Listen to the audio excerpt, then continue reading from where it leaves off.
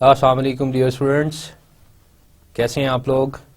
I hope you all are good and fine. और आप लोग जो कॉर्पोरेट फाइनेंस का जो कोर्स वर्क है वो आपके पास आप उसे गो थ्रू कर रहे हैं विद दी स्लाइड्स। ठीक है, now I am going to summarise whatever the content we discuss so far in this course. Dear students, इस कोर्स के अंदर बेसिकली जो हमने स्टडी किया वो इस चीज़ की तरफ रिफ्लेक्ट कर रही है कि जनाब जो फाइनेंशियल मैनेजर्स हैं किसी भी कॉर्पोरेशन के अंदर, ठीक है, उनका जो रोल है वो कितना इम्पोर्टेंस है। और हम आजकल जो देखते हैं जिस तरह चैलेंजिंग जैसे डिफरेंट चैलेंजेस जो है वो दरपेश हैं मैनेजर्स को in respect of the different investment plans और जो इन्वेस्टमेंट प्रोसेसेस चल रहे होते हैं, तो उन सारी चीज़ों का एक हमने आइडिया जनरेट किया एंड वी डाइड और हम उसको समराइज़ करता हूँ मैं तमाम कॉन्ट्रैक्ट्स को हम दोबारा देख लेते हैं, इसको गो थ्रू कर लेते हैं। The course content that studied basically so far we discuss about what is corporations. हमने देखा जी जो कॉर्पोरेशंस हैं, ठीक है, वो एक लीगल एंटिटी हैं। दे आर बेसिकली एक सेपरेट टैक्स पेबल्स हैं, ठीक है। हमने ये भी स्टडी किया उसी कॉर्पोरेशंस के अंदर जो आपके जो मैनेजर्स हैं, जो the people they are working in the operations, और जिन्होंने अपना स्टेक है जिसको हम शेयर होल्डर कहते हैं, जिन्होंने इन्वेस्ट किया हुआ कैपिटल अपना, ठीक है, वो कैसे शेप अप करती हैं पूरी एंटिटी को। और उसमें हमने देखा कि जनाब depending upon the capital invested in it they are small and the large enterprises working in the corporate world. और उसी परसेप्शन पे और उसी के पर्सपेक्टिव से हमने देखा कि जनाब ये जो आपकी कॉर्पोरेशंस हैं और फिर डिफरेंट टाइप जो कि स्मॉल भी हैं और लार्ज भी हैं, उसके अंदर जो एक मैनेजर का रोल है, जो द पीपल और the person who is responsible, ठीक है, उसका क्या होना चाहिए। हमने देखा कि जनाब उसके पास ही पावर है rested on the manager shoulder, क्योंकि उनको बहुत बड़ा टास्क दिया गया है और ये टास्क था हमने देखा कि जो फर्म का ऑब्जेक्टिव है। और फर्म स्पेसिफिक ऑब्जेक्टिव हमने देखा कि जनाब किसी भी ऑर्गेनाइजेशन का ऑब्जेक्टिव जो है वो that is basically maximising the share holder wealth subject to maximising of the share price. और हमने देखा ये जो मैनेजर हैं वो कैसे अचीव इसको करते हैं एक फर्म के पर्सपेक्टिव्स के अंदर, कि जब वो इनिशिएट करते हैं जो वो प्रोजेक्ट जो कि प्रेजेंट वैल्यू के थ्रू और जो नेट प्रेजेंट वैल्यू मैक्सिमाइज करते हैं, ठीक है। तो इसी सिलसिले के अंदर कि जनाब जो सबसे बड़ा डिस्काउंटिंग फैक्टर था प्रेजेंट वैल्यू का, उसको लेकर चलते हैं। और हमने रोल डिस्कस किया तो पता चला कि जनाब जो फाइनेंशियल मैनेजर है जो भी उसी कॉर्पोरेशन या ऑर्गेनाइजेशन के अंदर है, उसने जहाँ पे एलोकेट करना है वो जो कैपिटल उठाया हुआ है, ठीक है, जो एलोकेट करना है, तो हम उसको कहते हैं कि this is basically one of the investment plan, जिसको हम कैपिटल बजटिंग कहते हैं, जो उसके डिसीजंस पे होगा। और प्लस जो सेकंड डिसीजन है कि जनाब एक तो उन्होंने आइडेंटिफाई कर लिया कि जी कैपिटल को किधर बजट बनाकर किधर इन्वेस्ट करना है, जो प्रपोजल है। साथ ही उन्होंने ये देखना है कि जनाब कहाँ से वो पैसा जनरेट करना है, how to raise up that capital, ठीक है।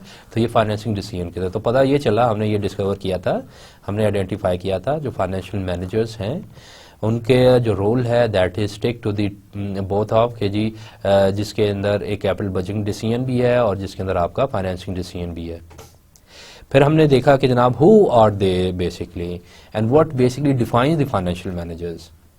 और उसमें हमने देखा कि जनाब any person is responsible for the significant investment of the financing decisions, क्योंकि वो फाइनेंशियल जो मैनेजर्स है उनको हमें तो यहाँ तक पता चल गया कि जी उसकी credibility as a intangible asset corporations में कितनी ज़्यादा है और उसकी इंपॉर्टेंस कितनी ज़्यादा है in terms of when he going to initiate in by investing in different opportunities which is basically is there.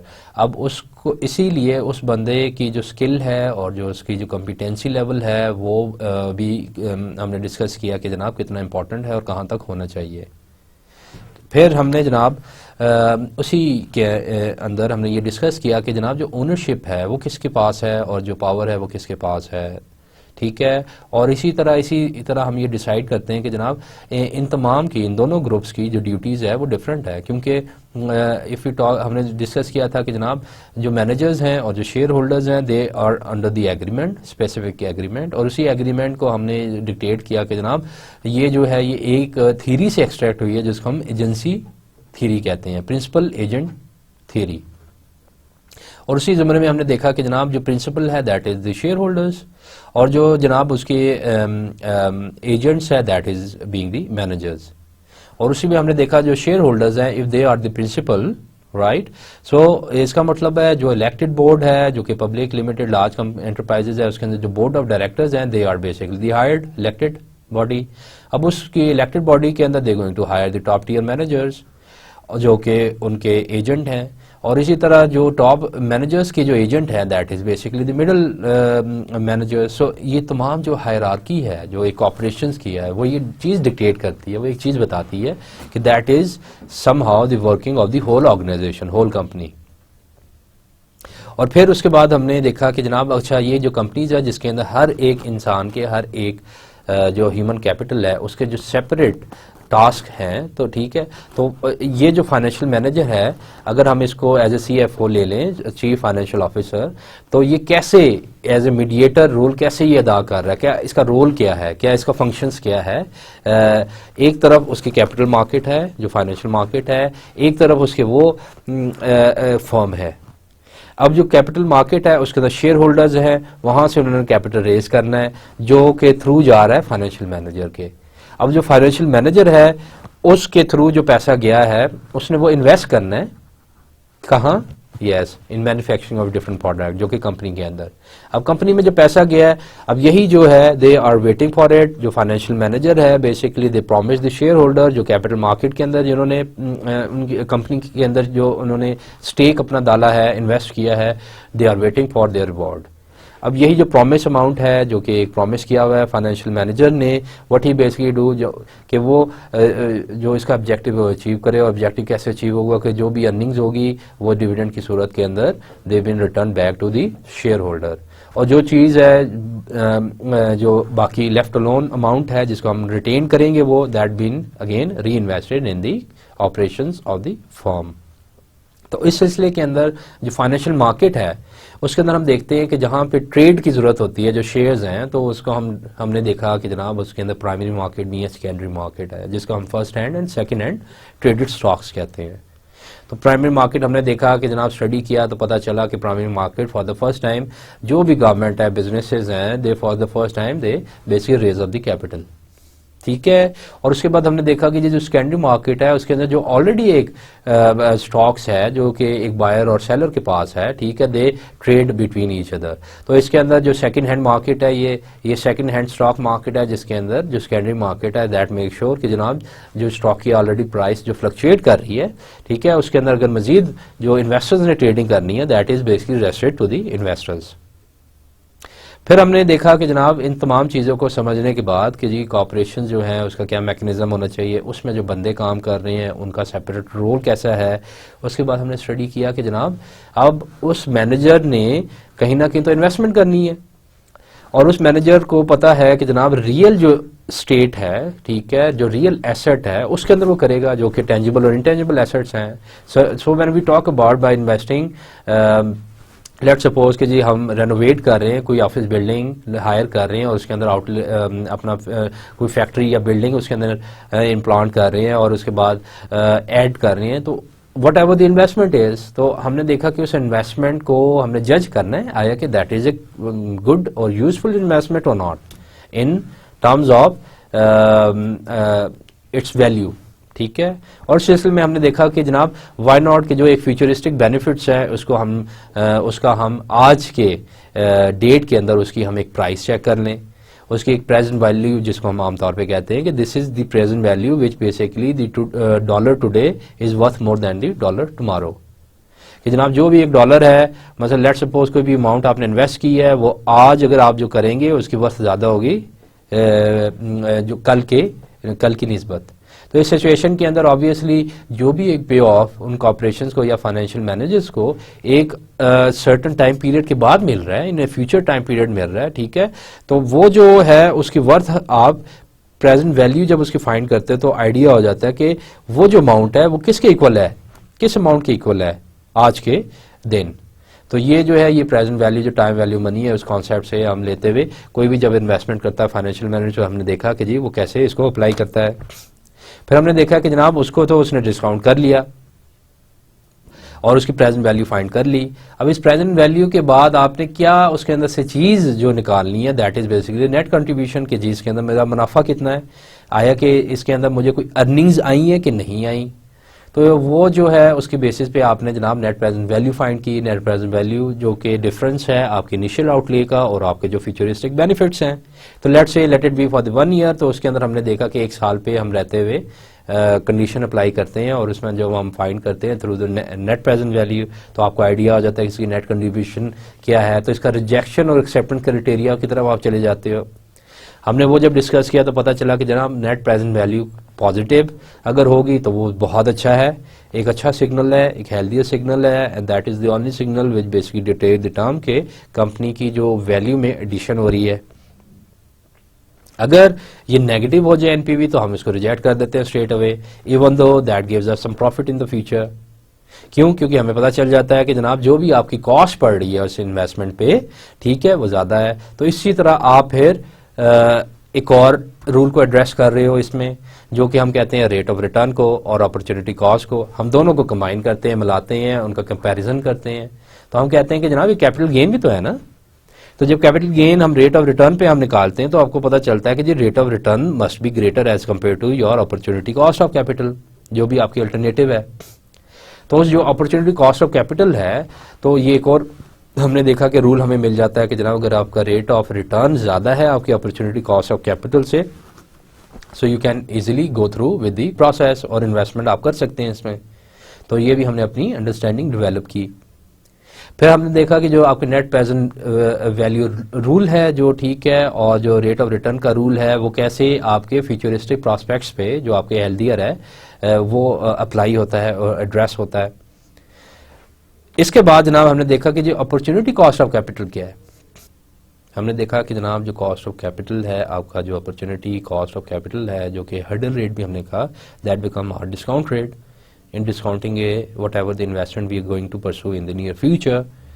और उस सिलसिले में हमने देखा कि जो आपका rate of an alternative investment है that become your opportunity cost of capital, क्योंकि हमने कंसीडर किया कि लेट्स सपोज कि जी फाइनेंशियल मैनेजर के पास डिफरेंट अल्टरनेटिव्स हैं and he need to understand कि जी which is the best alternative. अब जिस अल्टरनेटिव को वो चूज कर रहा है दैट मीन्स कि जी the rest of the returns coming from the different opportunities, जो अल्टरनेटिव अपॉर्चुनिटीज है, that becomes a discount rate. So इसी तरह you can easily formulate and you can address कि जनाब जो आपका अपॉर्चुनिटी कॉस्ट ऑफ कैपिटल है that must be always lower than as comparing your rate of return. तो ये इस कॉन्सेप्ट के बिल्ड करने के बाद देन वी डिस्कस अबाउट दी उसी सेम ऑर्गेनाइजेशन में आपके पास जो आपके शेयर होल्डर्स हैं, ठीक है, जिसके अंदर जो इन्वेस्टमेंट और कंजम्पशन एक फ्रेम ऑफ माइंड से आ रहे होते हैं। So how hard is for the managers in order to address these issues। इसमें हमने देखा कि जनाब हमने एक एग्जांपल कोट की थी, if you recall it, ant and grass hopper. और उसमें हमने देखा कि जी ant is one which basically just invest and hold her investment, grasshopper is basically that that person or the shareholder who just want to consume at the same time while he is investing। तो हमने देखा कि जनाब उन situation के अंदर आपने उनको कैसे एड्रेस करना है दोनों सिचुएशन को, और आपने कैसे ये फाइंड आउट करना है कि जनाब दोनों का जो रिटर्न है, दोनों का जो इफेक्ट है वो सेम हो, जो कि फिर हमने देखा कि जो आपका डिस्काउंटिंग रेट है वो बड़ा मैटर करता है उस पर। फिर हमने जनाब कैलकुलेट किया, डिफरेंट कैलकुलेशंस की जो कि रेट और रिटर्न और एनपी नेट प्रेजेंट वैल्यू के को लिंक करती थी। हमने एक रूल गेम डेवलप किया उस पर। हमने देखा कि जनाब रिक्वायर्ड रेट ऑफ रिटर्न और हमने नेट प्रेजेंट वैल्यू जब फाइंड आउट किया तो पता चला कि रिक्वायर्ड रिटर्न जब अपॉर्चुनिटी कॉस्ट ऑफ कैपिटल से ज़्यादा था, सो दैट एश्योर कि जनाब आपकी एनपीवी भी ज़्यादा थी, पॉजिटिव आई। तो यू कैन इजीली अंडरस्टैंड कि the there must be a link between these two, जो कि हमने प्रैक्टिकली देखा, ठीक है। And then we discuss about the managers and the interest of the share holder. हमने देखा कि जनाब चलें यहाँ तक तो पता चल गया कि जनाब जो नेट प्रेजेंट वैल्यू और रेट ऑफ रिटर्न का क्या रूल है। तो how about that person who is basically engage that business, और बिजनेस क्या है, बिजनेस ऑफ इन्वेस्टमेंट। अब डियर स्टूडेंट, जो बिजनेस ऑफ इन्वेस्टमेंट है, आपको पता है कि जनाब जो इन्वेस्टमेंट है उसके अंदर तो जनाब जो एक बंदा इन्वेस्ट डिसीजन लेकर जा रहा है और इन्वेस्टमेंट कर रहा है, तो इसका मतलब है the burden of proof rest on his shoulder. तो यहाँ पे एक क्वेश्चन रेज होता है कि do managers really looking after the interest of the share holders, आया कि उनको कर रहे हैं, या they should do, must do, और इस लिहाज के आपके डिफरेंट क्वेश्चंस रेज अप हो रहे हैं।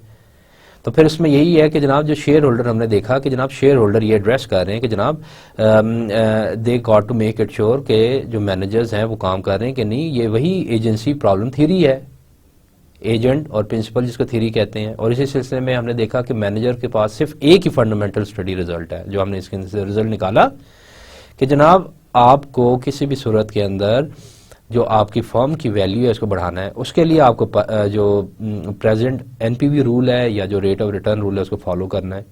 और जब somehow you come up with the positive NPV projects that assure what, yes you are basically working with the best interest of the share holders. तो this is what we fundamentally हमने एक result को एक construct किया, इसकी basis बनाई थी, ठीक है। देन अगेन हमने कहा कि जनाब वो तो एक सर्टन टाइम पीरियड के लिए था, फॉर द 1 ईयर। अब हम करते हैं कि जनाब हाउ अबाउट लॉन्गर पीरियड के लिए, जो भी एसेट को अगर आप वैल्यू करते हैं, हाउ अबाउट दैट। और उसके अंदर फिर हमने देखा कि जनाब हमने रिलैक्स किया रूल को, हमने कहा कि now our investment is not limited to 1 year.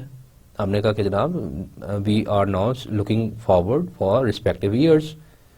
तो उसके अंदर पता चला कि जनाब उसका बेस्ट जो तरीका है that is A discounting cash flow.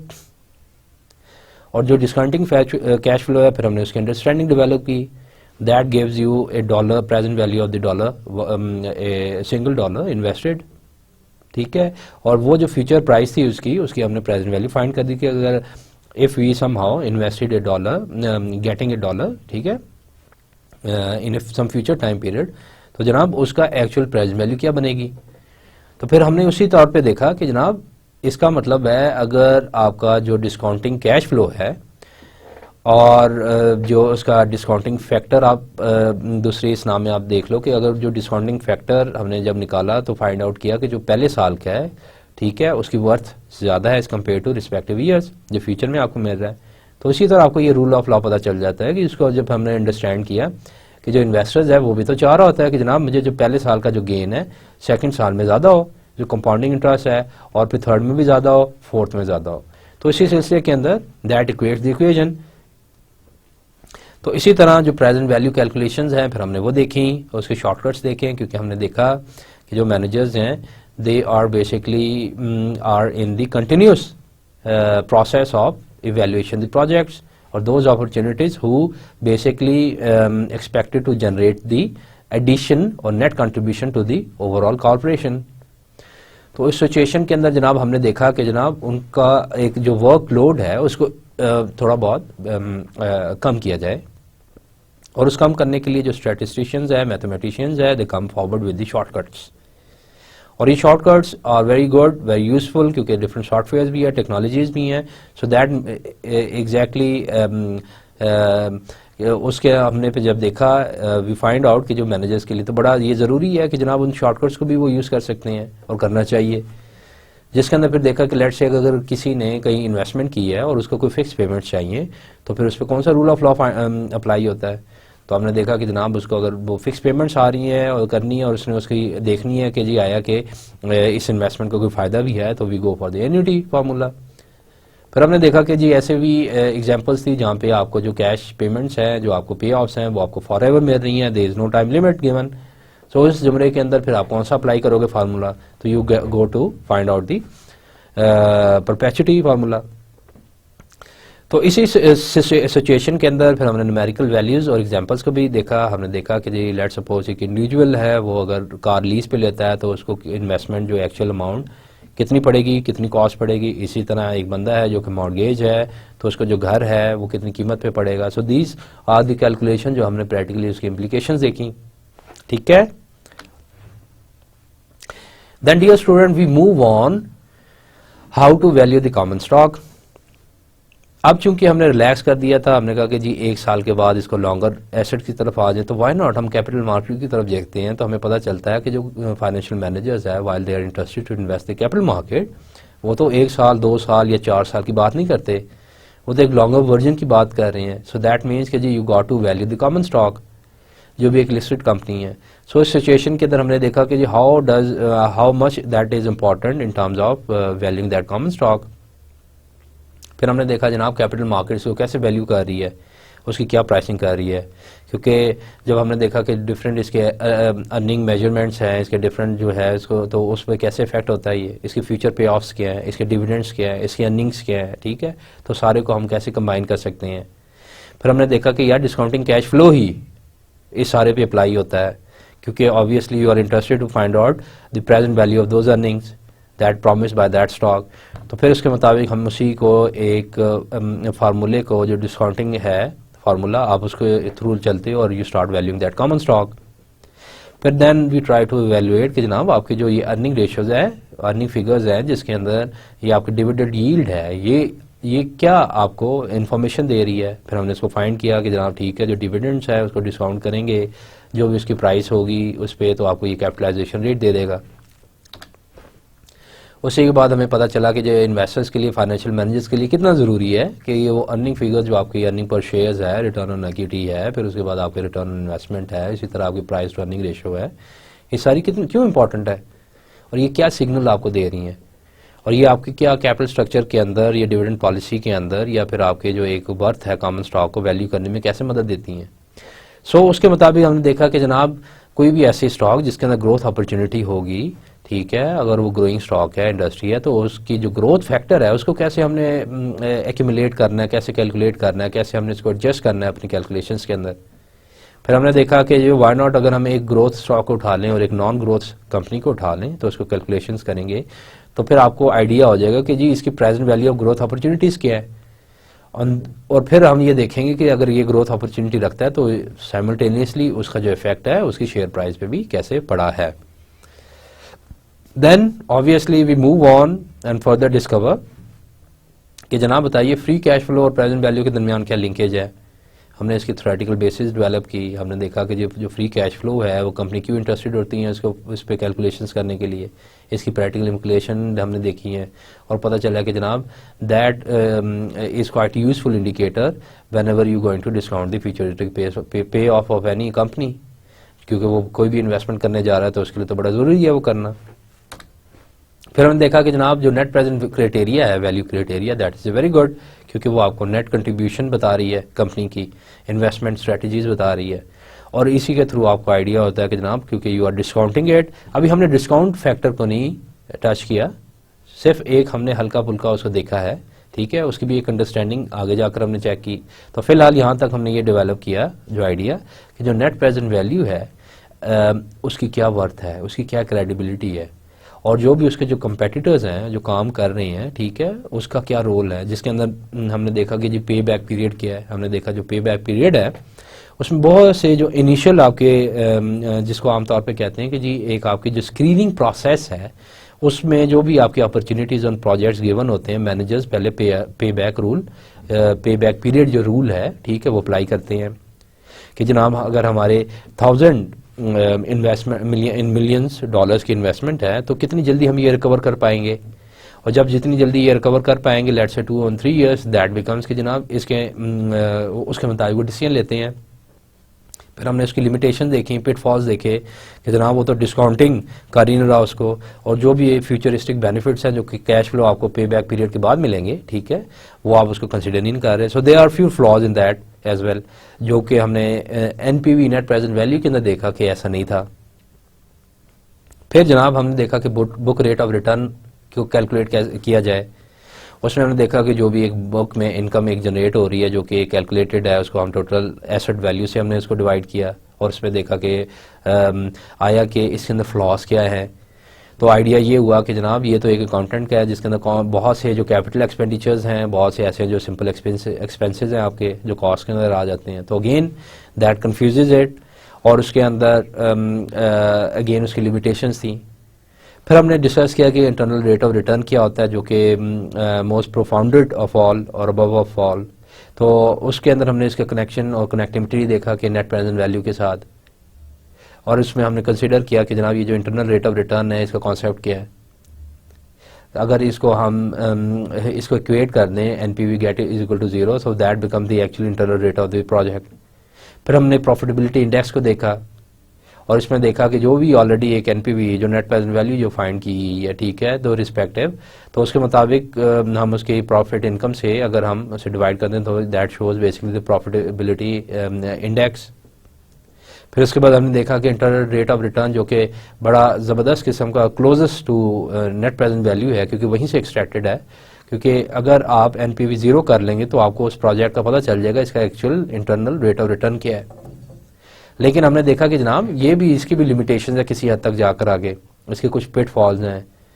हमने देखा कि जनाब लेट्स से कि अगर जो प्रोजेक्ट है अगर वो मल्टीपल जिनकी कैश फ्लोज जो है, ठीक है, वो अगर सेम ना हो, डिफरेंट, अगर वो पॉजिटिव भी दे रही हो और नेगेटिव भी दे रही हो, तो इन दैट केस आपके पास different exchange internal rate of return आ जाएंगे। और इस इंटरनल रेट ऑफ रिटर्न को ऑब्वियसली दो कैसे हो सकते हैं किसी भी प्रोजेक्ट के, तो हमने देखा कि वो भी लिमिटेशंस हैं, ठीक है। तो ये सारी चीज़ें, उसके बाद एनपीवी की क्रेडिबिलिटी हमने जानी। फिर जनाब हमने कहा कि जनाब डिस्काउंट तो करना है वो आपने, ठीक है, you got to discount it, लेकिन किस चीज़ को करना है डिस्काउंट। फिर हमने देखा जनाब जो आपकी कैश फ्लो है is the only thing which must be discounted, क्योंकि जो आपकी जो कैश फ्लो है that is basically the true indicator of whatever the earnings of the corporation and the company. फिर हमने देखा इस कैश फ्लो को एस्टिमेट करना इतना आसान नहीं है, एस्टिमेशन फ्लॉज हैं, कुछ ऑब्जेक्शंस हैं, कंडीशंस हैं, कुछ एक्सटर्नल फैक्टर्स हैं इसके, जिसमें हमने देखा कि इन्फ्लेशन का क्या रोल होगा। फिर हमने डिस्कस किया कि जी इंक्रीमेंटल कैश फ्लोज कैसे फाइंड की जाती हैं, ठीक है, व्हाट अबाउट के जो एस्टिमेटेड कैश फ्लो है अगर उसके अंदर ग्रोथ फैक्टर है, उसके अंदर प्राइस फ्लक्चुएशंस हैं, ठीक है, अगर इन्फ्लेशन का कोई कैसे एडजस्टमेंट करके इंक्रीमेंटल कैश फ्लो फाइंड की जाती हैं। देन हमने एक केस जो था वो डिस्कस किया था IMNC प्रोजेक्ट का, जिसके अंदर हमने देखा जो डेप्रिसिएशन है और जो टैक्स रेट इफेक्ट है वो क्या है, वो कैसे उसकी जनाब अर्निंग्स को एंड के अंदर इन्वेस्टमेंट डिसीजन को इफेक्ट करता है और उसकी ओवरऑल नेट प्रेजेंट वैल्यू क्या निकलती है। क्योंकि इसी वजह से आपकी जो कैश फ्लो है वो कैसे चेंज होगी, और कैश फ्लो जब आपकी पे ऑफ चेंज हो रही है सो दैट मीन्स कि that has a direct connection with your result. उसके बाद जनाब हमने देखा कि जो ओवरऑल प्रोजेक्ट है, जो प्रोजेक्ट एनालिसिस है, how it is difficult and important for the financial manager, इसको केटर कैसे किया जाए, आया कि ये ईजियर टास्क है या डिफ़िकल्ट टास्क है। हमने देखा managers find it very difficult, इसके कुछ इसकी बहुत सी आपको फैक्टर्स को देखना पड़ता है, आपको एस्टिमेशंस हैं, जजमेंट्स हैं, और इस पे आप कोई भी एक हतमी फैसला नहीं कर सकते, ठीक है। You are basically got to deal in the best, आपको एक जो डायरेक्शन है इसकी वो बेस्ट होनी चाहिए। जो प्रोजेक्ट की एनालिसिस है, वैल्यूएशन है इस प्रोजेक्ट का, वो भी बड़ा इंपॉर्टेंट करता है इसके अंदर। तो project analysis is a very difficult task, हमने ये फाइंड किया। इसी में हमने देखा कि जनाब प्रोजेक्ट इंटरेक्शन क्या है, इक्विवेलेंट एनुअल कॉस्ट क्या है, कि जब आप इसकी एनुअल कॉस्ट को, ठीक है, इक्विवेलेंट कर लेंगे जो भी प्रोजेक्ट्स ही है। फिर हमने रिप्लेसमेंट देखी कि लेट सपोज कि जनाब आपके पास ओल्ड मशीनरी है, आपके पास आप न्यू लेकर आना चाह रहे हैं, तो वो रिप्लेसमेंट कॉस्ट क्या होगी, तो how it going to effect your decision in the end, किसके अंदर प्रॉफिटेबिलिटी ज़्यादा है, किसकी प्रेजेंट वैल्यू ज़्यादा अच्छी आ रही है, उसको फिर ऐड करेंगे, नेट प्रेजेंट वैल्यू निकालेंगे, यानी कम टू नो कि जी वाकई just have a old one out of 2 machinery, जिसमें हमने एक देखा था, एग्जांपल देखी थी, and get involve the new one, हम टोटली रिप्लेस कर देंगे तो उसमें क्या इफेक्ट होगा। फिर हमने प्रोजेक्ट इंटरेक्शन देखा, ठीक है, कि उसके अंदर अगर आपके पास प्रोजेक्ट्स हैं and you got to idealize it, तो उसमें जो आपकी ऑब्वियसली जो इंक्रीमेंटल कैश फ्लो है वो कैसे करेगी। फिर टाइमिंग हमने देखा, फिर हमने फ्लक्चुएटिंग लोड फैक्टर्स हमने चेक किया इसमें। फिर जनाब इन सारी चीज़ों को करके, क्योंकि प्रोजेक्ट एनालिसिस और ये that is a very important to understand, उसमें हमने देखा कि जो भी अभी प्रोजेक्ट करना चाह रहे हैं, ये this is one of the capital budgeting decision making process, उसके अंदर ऑब्वियसली जो डिस्काउंटिंग फैक्टर है, how to discount it, that mean something to us. हमने देखा कि जनाब अगर डिस्काउंटिंग फैक्टर की बात करते हैं तो रिस्क और रिटर्न को तो आपने देखना ही देखना है, क्योंकि risk is has a separate identity as compare to cost of capital, क्योंकि that possesses some sort of risk as well, ठीक है, which is basically the project specific risk. तो उसी सिलसिले के अंदर हमने देखा कि जनाब why not to study the capital market. इसमें हमने जनाब एक हिस्टोरिकल पर्सपेक्टिव देखा, हिस्टोरिकल डाटा कंसिडर किया, that basically spread over 75 years. ठीक है, आजकल ऑब्वियसली डिफरेंट डाटा बेसिस आ चुकी हैं और जो कंपनीज हैं, एनालिस्ट हैं, they have developed it so far for the researchers, academics के लिए भी और प्रैक्टिशनर्स के लिए भी। Now the situations are different, but just consider before 40 years और 50 ईयर्स बैक, ठीक है, बड़ा मुश्किल था। अभी ये सारी चीज़ें इसलिए वैल्यूएट हो रही हैं ताकि एक हिस्टोरिकल आपको अंडरस्टैंडिंग हो जाए कि जी वेयर डज यू स्टैंड। और इसी में हमने देखा कि जी that is a quite give you a very useful information regarding the relationship between risk and return, क्योंकि मार्केट के अंदर जो भी स्टॉक है, एक पूरी मार्केट है और वो रिफ्लेक्ट कर रही है ओवरऑल परफॉर्मेंस, तो उसके अंदर डिफरेंट स्टॉक ट्रेड कर रहे हैं। इसमें इन्वेस्टर्स का पैसा है, इसके अंदर ऑब्लिगेशंस हैं, एक कॉस्ट पड़ रही है कॉर्पोरेशंस को भी। तो इसके अंदर एक जगह पे शेयर होल्डर बैठे हुए हैं, एक जगह पे मैनेजर हैं खड़े हुए और उन्होंने उनको रिवॉर्ड देना है। तो risk and reward process is going on. So इसके सिचुएशन के अंदर different risk mean variance analysis, different models आए proposed by different authors starting from Markowitz, Schaub, Jensen, Trenner and the other scholars as well। फिर उसके बाद जनाब हमने देखा कि जी हिस्टोरिकल डाटा जो डेवलप किया है, जो डाटा बेसिस, जो डाटा स्ट्रीम्स आई हैं, why, what is the importance of it.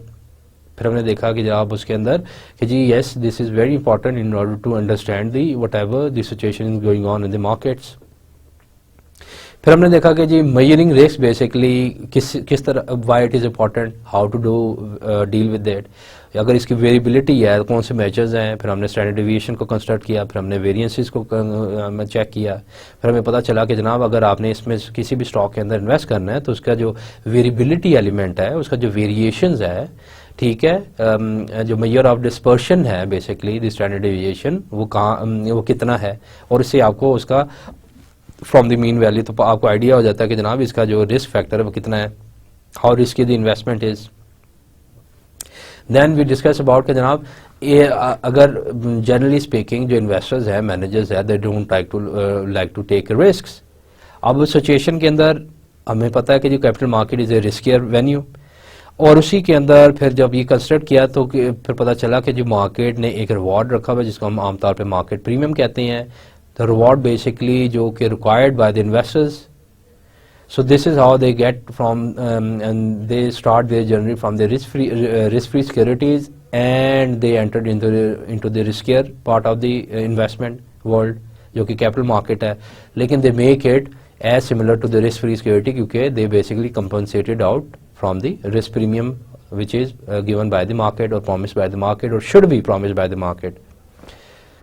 उसी के मुताबिक देन हमने देखा कि जनाब जो एक पोर्टफोलियो है, क्योंकि ऑब्वियसली पोर्टफोलियो रिस्क भी बड़ा हमने देखा, क्योंकि when you go about and measuring the risk, तो उसके अंदर जो पोर्टफोलियो रिस्क है वो हमने चेक किया। उसमें हमने कंसिडर किया कि अगर डिफरेंट स्टॉक्स हैं तो उसका जो रिस्क है वो कैसे फाइंड आउट करते हैं और कैसे कंसिडर किया जाता है। फिर हमने देखा कि जनाब एक गेम हमने कंसिडर की थी जिसको हम कहते हैं कॉइन गेम, जिसके अंदर हमने फ्लिप किया, हमने कहा कि आपके पास रिवॉर्ड्स भी हैं, लॉसेस भी हैं। लेट्स से कि जनाब अगर हमने ये अजीम किया था कि अगर आपका हेड आएगा तो आपको कितना % प्रॉफिट मिलेगा और कितने % चांसेस हैं। फिर हमने देखा अगर टेल आएगा तो अगर कितना % लॉस है। So in that situation that is the same credibility that. फिर हमने इसको रिलेट किया इस इन्फॉर्मेशन को स्टॉक एक्सचेंज मार्केट के अंदर bye investing in different stocks. Let's say फिर हमने कोका कोला को उठाया, एक्सन मोबिल को उठाया, जनरल इलेक्ट्रिक्स को उठाया, अमेजॉन को उठाया, रीबॉक को उठाया, और फिर हमने कम्बिनेशन बनाया और हमने कहा कि अगर portfolio 2 stock portfolio let's say Coca Cola Reebok का, तो उसके अंदर वेरिएंस कैसे फाइंड आउट किया जाता है इसका। फिर हमने कंस्ट्रक्ट किया वेरिएंस का फार्मूला। फिर हमने उसमें से देखा कि जी इसकी कोरिलेशन ऑफ कोफिशिएंट की क्या वैल्यू है, वो कैसे क्या चीज़ एड्रेस कर रहा है। Then we discuss about the variability factor, क्योंकि measuring the variability obviously that we got to apply some probability, ठीक है। और जो पास्ट इवेंट्स हैं that is one of the useful information हमने कंस्ट्रक्ट किया, जो इसकी फंडामेंटल एनालिसिस हमने ड्रॉ की, क्योंकि हमने देखा कि अगर हिस्टोरिकली कोई भी रिटर्न्स जो हैं वो आपको एक अच्छा रिटर्न दे रहे हैं, ठीक है, तो दैट मीन्स कि जनाब आगे जाकर भी वो आपको दो क्वेश्चंस आते हैं। एक तो ये कि आया कि आगे भी वो ये रिफ्लेक्शन देंगे कि नहीं, तो आम परसेप्शन यही है कि जनाब they will give the same, एक ट्रेंड जो है उसी को फॉलो करेंगे। लेकिन एक जो ग्रुप है, जो एक थॉट प्रोसेसिंग ग्रुप है, they basically believe in the other philosophy which they believe कि जी एक कॉन्ट्रेरियम इम्पैक्ट आएगा, इफेक्ट आएगा, ठीक है, जो मोमेंटम से अगेंस्ट होगा। देन वी डिस्कस अबाउट कि जनाब अब ये टोटल रिस्क तो आ गया, इसको हमने फाइंड तो कर लिया, तो हाउ टू सेपरेट इट, कि कौन सा ऐसा तो जो कि लॉ ऑफ डिवर्सिफिकेशन, हमें उन्होंने जो लॉ ऑफ डिवर्सिफिकेशन है they basically bifurcate the total risk into two bits, एक यूनिक रिस्क बता दिया, एक जनाब मार्केट रिस्क का बता दिया। हमें बताया गया कि जनाब हमने देखा कि जो यूनिक रिस्क है that is a firm specific, जो स्टॉक स्पेसिफिक आइडियोसेंक्रेटिक रिस्क जिसको कहते हैं वो है, जो कि with the passage of time reduce होता है as long as you just gaining into the different opportunities. आप जनाब उसके अंदर अपनी इन्वेस्टमेंट को स्प्रेड करते रहते हो तो आपका रिस्क फैक्टर भी कम होता रहता है। हमने एक डिमॉन्स्ट्रेशन चेक की, फिर हमने देखा कि एक मार्केट रिस्क है जो कि उसी तरह रहता है and every single investor has to bear it. तो जनाब फिर हमने उसके बाद मार्केट रिस्क का देखा, इफेक्ट ऑफ बीटा का देखा कि जो बीटा कैसे इवेल्युएट करता है, what is the role of the beta, ठीक है। और हमने देखा कि जनाब that is basically in a modern era the beta is the measure of volatility of that single security, ठीक है, with respect to the overall market risk, जो मार्केट पोर्टफोलियो रिस्क है, जो कि एक वेल डिवर्सिफाइड पोर्टफोलियो रिस्क को वो address कर रहा है। तो अब जैसे भी स्टॉक के अंदर हमने देखा, जिसके अंदर हमने फिर प्रॉक्सी हमने बीटा को चेक किया, उसकी इंटरप्रिटेशन निकाली, फिर और अंडरस्टैंडिंग डेवलप की, और हमने देखा कि अगर बीटा की जो रेंज है that start from you know that the value of the portfolio of the beta is 1। अब किसी भी स्टॉक के अंदर अगर उसकी लेट से अगर एक्सन मोबिल का अगर स्टॉक है 1.25 है, तो दैट मीन्स कि जी अगर मार्केट बढ़ती है 1%, तो दैट मीन्स कि जो शेयर प्राइस है वो 1.25% बढ़ेगी उस स्टॉक की। So this is how you keep on interpreting different results और यू डेवलप ए अंडरस्टैंडिंग। फिर हमने देखा जो मार्केट्स पोर्टफोलियो थ्योरी है, क्योंकि he basically originate that theory, modern portfolio theory, और उसमें हमने देखा जो कैपिटल एसेट प्राइसिंग मॉडल वो लेकर आया। और फिर हमने देखा कि जो capital asset pricing model Y it is important for the general investors. और उसके बाद बहुत से जो आगे जो शार्प रेशो है, जेंसन है, जो different scholar they come up with the mean variance ratio, ठीक है, उन्होंने सेम स्ट्रीम से वो सारी चीज़ें इंफॉर्मेशन एक्सट्रैक्ट की। Then they somehow develop relationship between risk and return, एक rule of law find out किया। उन्होंने बताया कि जनाब एफिशिएंट पोर्टफोलियो क्या होता है, विच इज़ द बेस्ट चॉइस, आपका वो पोर्टफोलियो जो है वो किधर बेसिकली है मौजूद है, ठीक है, आपकी बेस्ट चॉइस किधर है। Now dear students, then we discuss about कि जो बोरिंग एंड लैंडिंग है, ठीक है, उसी तरह जो मार्केट्स ने सजेशन दी थी कि when he develop security market line on that basis कि जो आपकी बोरिंग एंड लैंडिंग है, इन्वेस्टर्स को कहाँ पे रहना चाहिए ताकि उनको रिस्क फ्री रेट पे ही वो बोरिंग और लैंडिंग कर सके, जो कि बड़ी स्ट्रॉन्गेस्ट अजम्पशंस थी उनकी। लेकिन that is again A very useful information for the investing world. फिर हमने देखा जो एफिशिएंट फ्रंटियर है वो कैसे बनता है और कैसे कंस्ट्रक्ट किया जाता है, और हमने देखा कि जनाब उसी अम्ब्रेला पे जो हमने बनाई थी उसके मुताबिक जो कोरिलेशन का भी काफ़ी हद तक लेना देना है इसके अंदर, कि जी कोरिलेशन की अगर वैल्यू जो है वो पॉजिटिव से नेगेटिव है, हमें पता है। अब उसी कोरिलेशन कोफिशिएंट की अगर -1 होगी, so that basically eliminate whatever the risk of that portfolio, which is somehow not possible in this real world, but again that is one of the theoretical fundamental base of it। हमने उसको construct किया, उसकी understanding develop की, और उसी जुमरे में हमने देखा कि उस जो अम्ब्रेला थी उसके जो कॉर्नर्स हैं, ठीक है, उसकी शेडेड लाइन पे जो एफिशिएंट फ्रंटियर बनता है, सो that basically possesses the true investment paradise, investors paradise. फिर हमने देखा कि जो सिक्योरिटी मार्केट लाइन है that is another way of describing whatever the required rate of return for the investors. अगर वो required rate of return investors का है तो हमने फिर ये देखा कि जी यही आपकी कॉस्ट ऑफ कैपिटल बन जाएगी, opportunity cost for the firm. क्योंकि एक जो कंपनी है, आप उस स्टॉक के अंदर इन्वेस्टमेंट जो है वो इन्वेस्टर जो है वो इन्वेस्टमेंट कर रहा है। सो अगर उसके रिक्वायर्ड रेट ऑफ रिटर्न है bye investing in different stocks, तो जनाब जो कंपनीज का जो कॉस्ट ऑफ कैपिटल है, जो ओवरऑल कॉस्ट है, वो उस कंपनी को बेयर करनी है। तो इसी तरह जनाब हमने फिर कैपम और उसकी वैलिडिटी और टेस्टिंग को फाइंड आउट किया और डिस्कस किया, और हमने ये कंक्लूड किया कि जनाब इसकी जो परफॉर्मेंस है ओवर द रिस्पेक्टिव ईयर्स जो कैपम की है, आया कि वो कितने हद तक लेट्स सपोज कि जी साइज वर्सेस ग्रोथ और वैल्यू वर्सेस ग्रोथ और मार्केट बुक वैल्यू या स्मॉल स्टॉक्स के अंदर वो कैसे इफेक्ट करता है। फिर हमने देखा कि जनाब वैल्यू वर्सेस ग्रोथ स्टॉक में मॉडिफाइड बीटा वो कैसे लेकर उसकी कैलकुलेशंस क्या थी। फिर हमने स्टैंडर्ड वर्सेस कंजम्पशन कैपम की तरफ आए और हमने देखा कि जनाब आपकी जो वेल्थ पर्सपेक्टिव है, ठीक है, मॉडिफाइड किया गया कैपम को, कितना ही रिटर्न या वेल्थ ही सब कुछ नहीं है, जो असल में है वो आगे जाकर उस वेल्थ को कंजम्पशन बिहेवियर है उस पर रिलाई करता है, तो we come up with the consumption CAPM. फिर हमने देखा कि जी एसेट प्राइसिंग मॉडल जो है वो जनाब प्रपोज किया गया और उनको बताया गया कि जनाब जो स्टॉक की सेंसिटिविटी है अब उसको हम देख नहीं रहे, हम बेसिकली ये देख रहे हैं कि जो आपके इकोनॉमिक मैक्रो वेरिएबल्स हैं, ठीक है, जो कि जो स्टॉक की सेंसिटिविटी हम उससे फाइंड आउट करेंगे। लेकिन अगेन उन्होंने कोई फैक्टर्स डिस्कस नहीं किए, ना हमें पता चला कि ना उन्होंने बताए हैं जिन्होंने स्कॉलर्स ने ये निकाला। You got to understand, you got to identify those factors yourself कि जी कौन सा आपका पोर्टफोलियो के अंदर जो स्टॉक्स रिस्पेक्टिव हैं उसके अंदर कौन से फैक्टर्स जो मैक्रो वेरिएबल फैक्टर्स हैं वो एड्रेस कर रहे हैं। फिर हमने देखा कि जनाब 3 फैक्टर मॉडल जो फार्मा फ्रेंच ने प्रपोज किया था, जो कि साइज और बुक टू मार्केट फिगर्स पे है, तो उन्होंने कम से कम एक डिक्टेशन दे दी और उन्होंने बताया कि जनाब 3 factor model does basically make some sense out of it. फिर हमने देखा जी क्वालिफिकेशन ऑफ द स्टेटमेंट्स हमने चेक किए कि डिफरेंट हमने आर्गूमेंट किए और उसकी क्वालिफिकेशन देखी। फिर एग्जांपल्स हमने देखे, डिफरेंट न्यूमेरिकल्स किए। इन्हीं ही एसेट प्राइसिंग जो थीरीज थी, अल्टरनेटिव थीरीज थी, हमने कैपम का देखा, हमने एसेट प्राइसिंग थीरी का देखा, हमने फिर 3 फैक्टर मॉडल का देखा और इसमें हमने कंस्ट्रक्ट किया आइडिया कि जनाब इसकी कैलकुलेशन कितना रियलिस्टिक है, जो एक्चुअल है और जो एक्सपेक्टेड आपके थे उनमें कितना डिफरेंस था।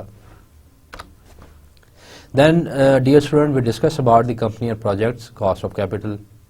अब हम जनाब पहुंच गए कंपनी की जो एक्चुअल जो क्वेश्चनेबल है कि जनाब अगर कंपनी कोई भी प्रोजेक्ट लेती है, उठाती है, कोई भी इनिशिएट करती है, तो उसकी एक्चुअल जो कॉस्ट ऑफ कैपिटल है, ठीक है, उस प्रोजेक्ट की क्या होगी।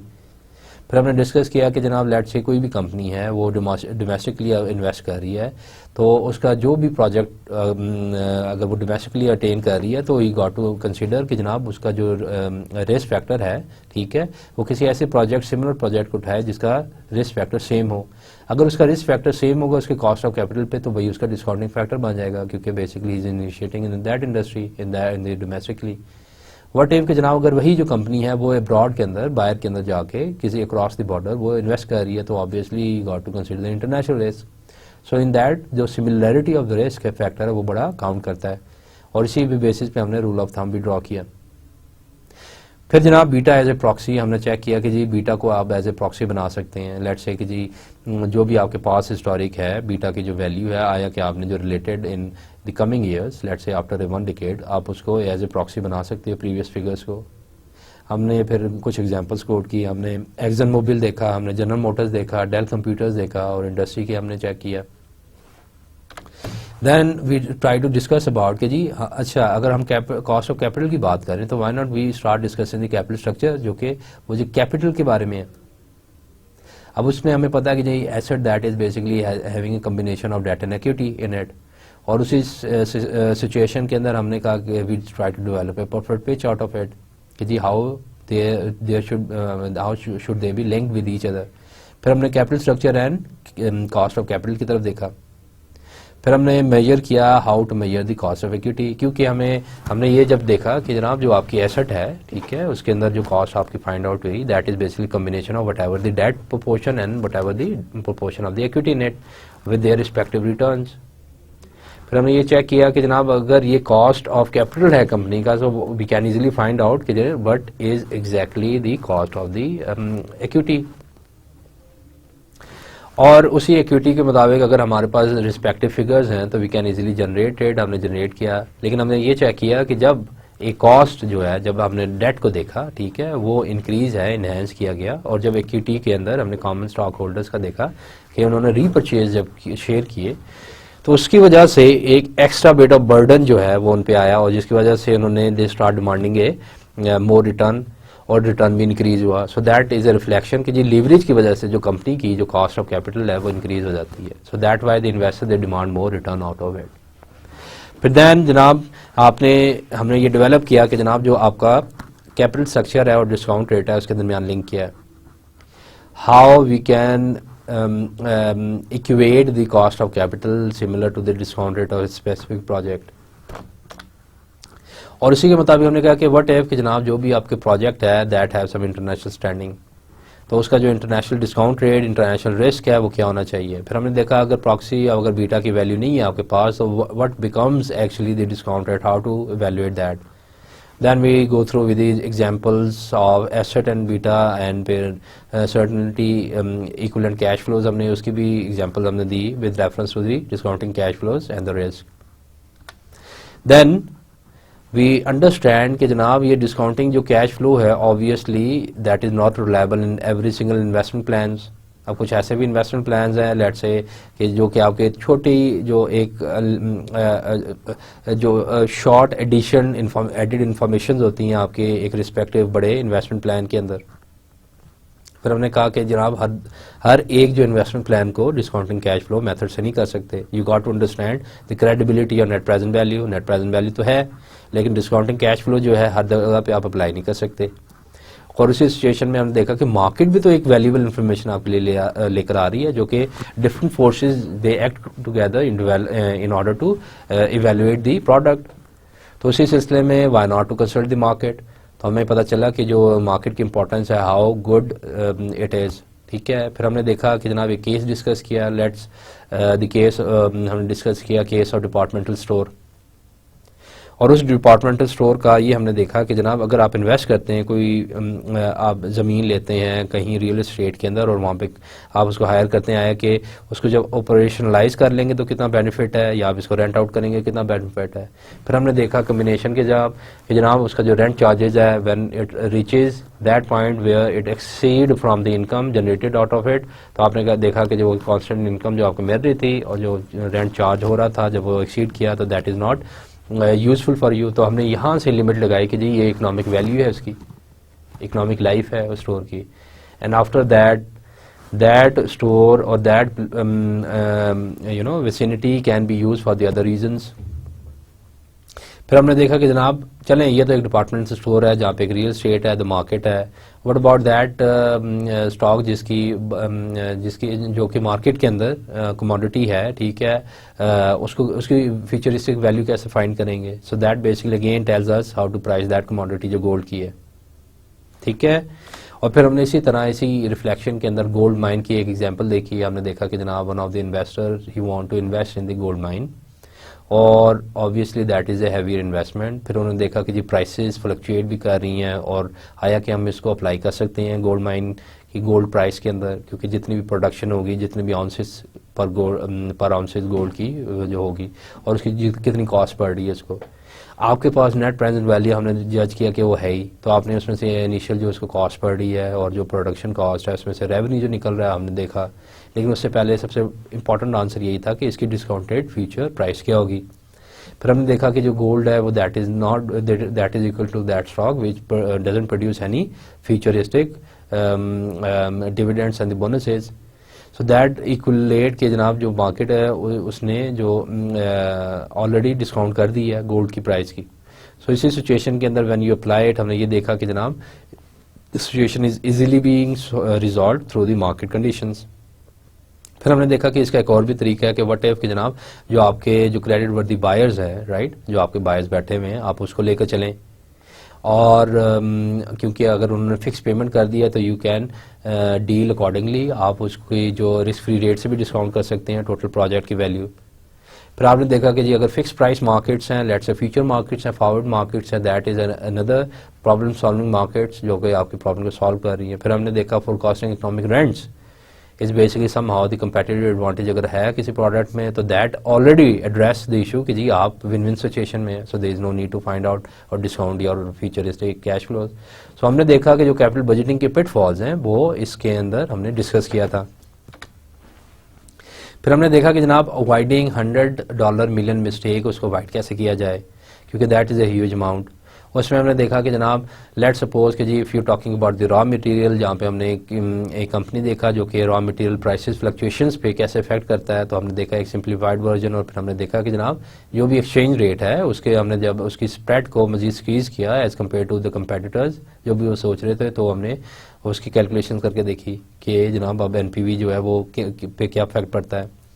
फिर हमने मार्वन एंटरप्राइजेस की एक केसेस उठाए, उसके कंक्लूजन ड्रॉ किए, और वो तमाम कंक्लूजन इसी बात की निशानदेही आपको कर रहे थे कि जनाब what ever the situation you might come across, always remember कि जनाब आपकी जो कॉस्ट है, ठीक है, वो कम से कम होनी चाहिए, और कॉस्ट ऑफ कैपिटल जो डिस्काउंट रेट है कम होना चाहिए as compare to the revenue और the actual profit coming out, जो बेनिफिट है, फ्यूचरिस्टिक बेनिफिट है। फिर हमने उसमें से कुछ लेसन्स ड्रॉ किए मार्वन एंटरप्राइजेस से, एंड वी सिंपली एक फाउंडेशन हमने बनाई कॉन्सेप्ट की। Then we discuss about the capital investment process, जो कि बड़ा इंपॉर्टेंट था। हमने कहा कि किसी भी कॉर्पोरेशन में, किसी भी कंपनी में जो फाइनेंशियल मैनेजर्स हैं, right, they are in the pursue of the proposal making process. फिर हमने कहा कि वो जो प्रोसेस है, वो कैपिटल बजटिंग प्रोसेस, वो प्रपोजल का है जो प्रपोज कर रहे होते हैं, और वो जो प्रपोजल है that contains everything, every information, discounting cash flows की भी है, वो जनाब आपकी फ्यूचरिस्टिक जो एस्टिमेशन पे भी बेस कर रही है, ठीक है, वैल्यूज़ की।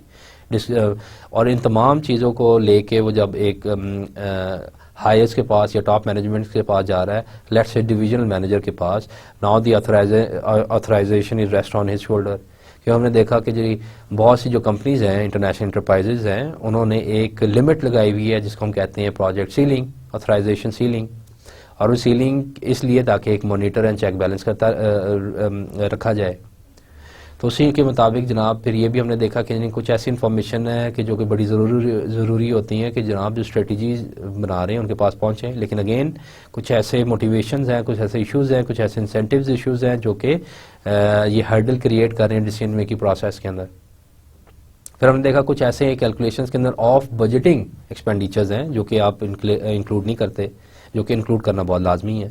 हमने देखा कि जनाब R&D रिसर्च एंड डेवलपमेंट हो गया जो इंटेंजिबल है, जो कि टेक्नोलॉजी के अंदर हो गया, या फिर आप इसी ज़ुमरे में आप कह लें कि जो मार्केटिंग एक्सपेंडिचर्स हैं। लेकिन हमने कुछ केसेस पढ़े और आइडिया ये जनरेट किया, जो कॉर्पोरेशंस हैं when they heavily invest in these they tend to generate a very huge amount of future benefits, जो पे ऑफ्स थे, ठीक है। तो इसलिए इन सारों को भी कैपिटल बजटिंग के अंदर आना चाहिए, इन्वेस्टमेंट प्लान्स के अंदर। तो हमने उसकी इंपॉर्टेंस देखी। फिर हमने देखा कि जो डिसीजन मेकर्स हैं और इन्फॉर्मेशन है, ठीक है, हाउ दे को रिलेट विद ईच अदर, और उसी के अंदर जो आपने डिसीजन मेकिंग जो मेकर्स हैं basically they must be inform properly. अगर वो नहीं है तो they got to keep track of the record, और उसके लिहाज से मॉनिटरिंग चेक एंड बैलेंस है। लेकिन अगेन वो भी एक, उसकी भी एक लिमिट है। तो डियर स्टूडेंट्स, हमने देखा कि सो फार इसी में जो ऑफ बजटिंग एक्सपेंडिचर है और डिसीजन मेकर इन्फॉर्मेशन है, उसमें हम देखते हैं कि हमने देखा और स्टडी किया था कि जनाब मैनेजर्स को डिफरेंट इंसेंटिव्स है, जिसमें पर्क्स हैं, जिसके अंदर डिफरेंट बोनसेज हैं। लेकिन अगेन हमने देखा कि जी वो कैसे अपने ऑब्जेक्टिव से हटते हैं, या उनके लिए जो नेट प्रेजेंट वैल्यू क्राइटेरिया है, अगर वो कहते हैं कि जी 1% या 2% ही करें, so that becomes destroying a value instead of addition of the value. हमने वो एक प्रैक्टिकली इंडिकेशन देखी, हमने डिफरेंट फैक्टर्स देखे, हमने फैक्ट देखा कि जनाब आपका जो इंटरेस्ट फैक्टर है, ठीक है, वो कैसे इनिशिएट होता है और कैसे वो डिसीजन मेकर्स के लिए पे इफेक्ट करता है आपके डिसीजंस पे। तो dear students, so for these are basically the relative topics we discussed, and we try to evaluate the actual crux of the whole course। और जिसके अंदर हमने बेसिकली ये स्टार्ट किया था, वी ट्राई टू फाइनलाइज कि जनाब जो कॉर्पोरेशंस हैं, जो कॉर्पोरेट वर्ल्ड हैं, that is not a easier venue और the venue of anyone who don't have who cannot understand the actual basic fundamental of the finance, ठीक है, financial activities. और उसके लिए जब तक वो उस सारी स्किल्स को और वो सारी ऑब्जेक्टिव्स को समझ नहीं पाएगा या समझेगा नहीं, तो वो इन सारी चैलेंजेस को टेकअप नहीं कर सकता। तो इसके साथ साथ हमने ये भी डिस्कस किया कि जनाब ये तमाम जो बुक्स के अंदर जो हम ये स्टडी किया इसके अंदर जो प्रैक्टिशनर एक जो था, जो प्रैक्टिशनर्स के लिए भी ये काफ़ी यूज़फुल इंफॉर्मेशन है, so they can basically develop some sort of understanding out of this fundamental theoretical basis. और फिर हमने इसी के रिफ्लेक्शन के अंदर डिफरेंट हमने प्रैक्टिकल एग्जांपल्स भी की, अप्लाई भी किया नॉलेज को, और हमने ये डिस्कस भी किया कि जनाब ये जो सारी चीज़ें ये बड़ी इंपॉर्टेंट है। और वन मस्ट अंडरस्टैंड कि जनाब जब भी उसने कॉर्पोरेट वर्ल्ड के अंदर जाना है तो उस पर एक ह्यूज रिस्पॉन्सिबिलिटी है, और वो रिस्पॉन्सिबिलिटी जो कमिटमेंट है वो कैसे डिलीवर कर सकता है विद दिस सिंपल टास्क, अगर वो शेयर होल्डर्स की जो वेल्थ को मैक्सिमाइज कर पा रहा है, और वो कम अज़ कम कोई ना कोई एक वैल्यू एडिशन कर रहा है उस फर्म से या ऑर्गेनाइजेशन की वैल्यू के अंदर ओवरऑल। और उसके लिए जब तक वो इस चीज़ को नहीं समझेगा कि जनाब एक जो आपकी नेट प्रेजेंट वैल्यू रूल है या रेट ऑफ रिटर्न का रूल है, और आपका डिस्काउंट और रिस्क फैक्टर कैसे इफेक्ट करते हैं आपके कैपिटल बजटिंग डिसीजंस पे और फिर आपके फाइनेंसिंग डिसीजंस पे, तो जब तक वो इस चीज़ों को नहीं समझेगा तो वो ये अंडर एस्टिमेट या अंडर परफॉर्म, उसकी जो एक टोटल एफर्ट है अंडर परफॉर्म ही रहेगी। So dear students, it's the end of the course. Goodbye from my side.